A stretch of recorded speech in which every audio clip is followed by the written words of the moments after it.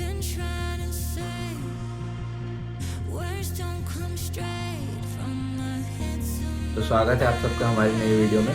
Hope करते हैं सब बढ़िया होंगे और हम भी एकदम मस्त हैं।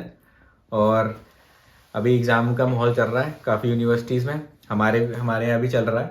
थोड़ा एक्सटेंड हो गया है एग्ज़ाम का सीज़न, इस वजह से अभी चल रहा है। तो और आज का आपने थंबनेल में हमारा आज का टॉपिक देख ही लिया होगा, काफ़ी इंपॉर्टेंट टॉपिक है ट्रांसफ़र, जो कि बहुत अभी हीट पे चल रहा है ट्रांसफ़र। और काफ़ी बच्चों को इसकी डिमांड भी है इस टॉपिक की। तो हमसे बंदों ने बोला था कि भैया इस टॉपिक पे आप वीडियो बनाइए, काफ़ी बेनिफिशियल रहेगी और काफ़ी लोगों को इसकी मतलब नीड है। तो हमने सोचा भाई इस पर ही बना देते हैं।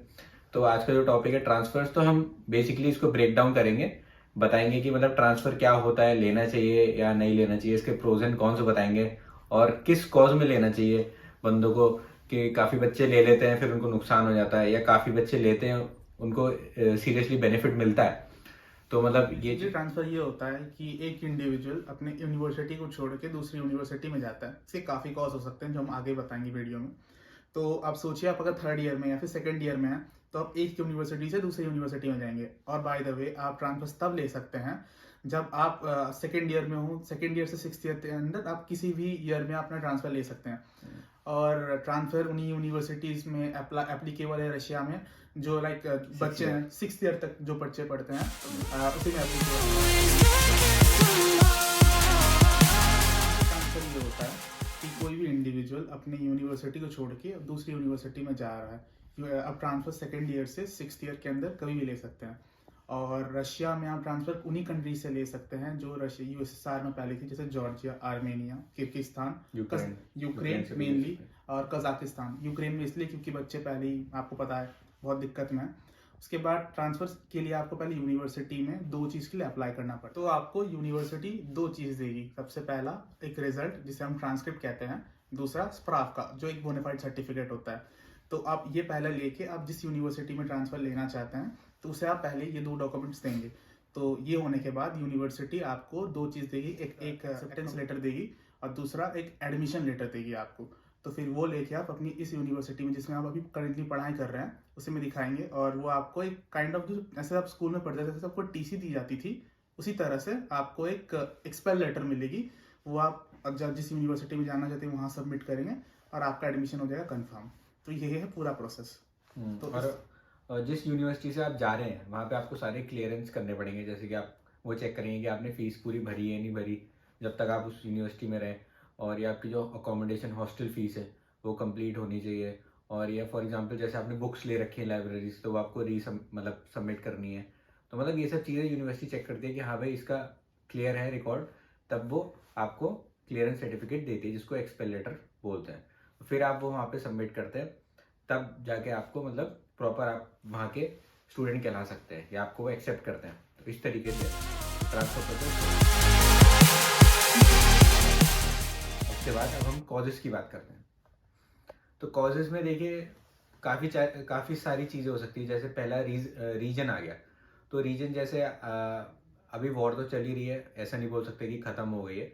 वॉर चल ही रही है, छोटी मोटी जैसी भी है। तो डर तो रहता ही है इंसान को। अगर जैसे फॉर एग्जांपल हम क्रीमिया में रहते हैं तो डर तो रहता है भाई। ऐसा हमारे पेरेंट्स को भी मतलब थोड़ा बहुत तो टेंशन रहती है कि कभी भी कुछ भी हो सकता है। तो पहला एक रीज़न ये है कि रीजन चेंज करने की वजह से भी बच्चे मतलब ट्रांसफ़र ले लेते हैं कि हाँ हम एक सेफ जोन में आ जाएंगे और इस टेंशन से दूर हो जाएंगे। तो पहला ये रीजन हुआ। दूसरी हम बात करेंगे तो एकेडमिक्स। हाँ, एकेडमिक्स को लेके जो एक मेन फैक्टर आजकल चल रहा है एकेडमिक्स को लेके। क्योंकि देखिए एग्जाम्स का आप कुछ नहीं कह सकते कि कभी भी कुछ भी हो सकता है। जैसे फॉर एग्जांपल यहाँ पे रशिया में मोस्टली यूनिवर्सिटी में 3 स्टेप में एग्जाम होता है, चाहे कोई भी सब्जेक्ट का हो। जैसे पहला स्टेज हुआ, सेकंड हुआ और थर्ड जो फाइनल स्टेज होता है उसको हम कमीशन बोलते हैं। तो क्या कहते हैं, काफ़ी बच्चे ऐसे होते हैं कि वो अटक जाते हैं। फॉर एग्जाम्पल फर्स्ट स्टेप में क्लियर हो गया तो ठीक है, नहीं तो सेकेंड में जाते हैं और सेकेंड में भी नहीं होता तो अनफॉर्चुनेटली उनको थर्ड में जाना पड़ता है। और थर्ड में यार जा रहे हैं तो इसका मतलब ये नहीं कि वो बच्चा उसमें कम एबिलिटी है या वो बेकार है पढ़ने में। काफ़ी सारे रीजन्स हो जाते हैं कि फॉर एग्जांपल आप सेकंड अटेम्प्ट देने गए और वही क्वेश्चन आ गया जो आपको नहीं आता, तो बेचारा बच्चा तो लटक गया। फॉर एग्जाम्पल अगर उसने पूरी बुक भी पढ़ रखी है फिर भी उसने वो एक क्वेश्चन छोड़ दिया और वही आ गया, जिस वजह से वो आपका थर्ड अटेम्प्ट में चला गया। तो थर्ड अटेम्प्ट काफ़ी टफ हो जाता है और टीचर्स को ये लगता है कि भाई जो थर्ड अटेम्प्ट तक आ रहा है उसको कुछ नहीं आता, मतलब टीचर्स को ऐसा लगता है, जबकि बच्चे में एबिलिटी होती है। फिर भी टीचर्स को लगता है कि यार ये थर्ड अटेम्प्ट तक आ गया और अब ये क्या ही कर सकता है, तो मतलब वो उस अटेम्प्ट को काफ़ी टफ बना देते हैं थर्ड अटेम्प्ट को। तो मतलब ये उनके माइंड में प्लान होता है उसको हाँ टफ बनाने का कि भाई इसको कुछ आता नहीं और ये फेल ही करेगा मोस्टली। तो इस वजह से और मतलब बच्चे के लिए बहुत ही हॉरेबल होता है ये कि मतलब थर्ड अटेम्प्ट में जाना और फिर इस प्रेशर में वो बेचारा गलती कर देता है, जबकि पढ़ के आता है फिर भी इतना प्रेशर रहता है कि भाई मैं गलत नहीं कर सकता, अगर मैं फेल हो गया तो मैं डिपोर्ट हो जाऊंगा या हाँ उसको विद इन 7 डेज इंडिया जाना पड़ता है। कि फॉर एग्जाम्पल अगर बच्चा फेल हो गया तो विद इन 7 डेज उसको इंडिया जाना पड़ेगा, ये रूल है। तो मतलब अगर वो इंडिया गया तो ये तो बहुत ही बुरी बात है, मतलब एक सेल्फ रिस्पेक्ट भी जाती है उसकी। इंडिया में जाता है तो जो पेरेंट्स हैं उनका बेटा या बेटी वापस आ जाता है पढ़ाई के बीच में, और मतलब पैसे तो खर्च होते हैं, पैसा तो बहुत मेन फैक्टर है, आपको मतलब री एडमिशन लेना पड़ता है शुरुआत से पूरा हाँ। एडमिशन का प्रोसीजर करना पड़ता है, किसी कंसल्टेंट के पास आप जाओगे, फिर हाँ। से आप अप्लाई करोगे, फिर से सेम प्रोसेस, फिर सेम से पैसा, 4-5 लाख आपके 4-5 लाख हाँ। फिर जाना, फिर आप पहले ईयर में ट्रांसफर जाओगे उस यूनिवर्सिटी में, फिर आपको प्रमोशन होगा, बहुत बड़ा प्रोसेस है।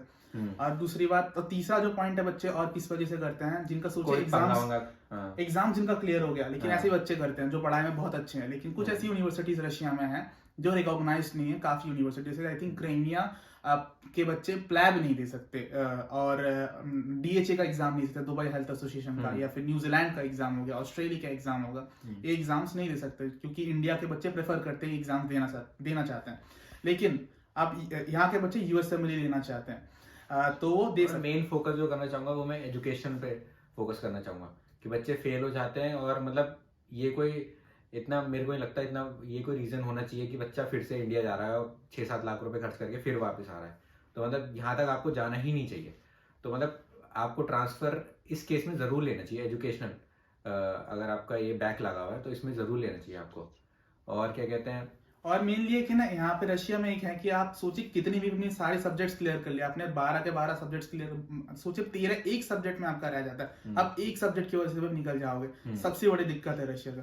और आपको फीस भी भरनी पड़ेगी, पूरी फीस भरनी पड़ेगी उस ईयर की, जैसे जिस ईयर में आप एक्सपेल होगे। हाँ तो देखिए अब बात का इन्होंने सब कुछ आपको एक्सप्लेन कर दिया कि क्या कॉज में आपको जाना चाहिए, जो भी रीजंस हैं, ठीक है, इफ एंड बट सारा बता दिया उन्होंने।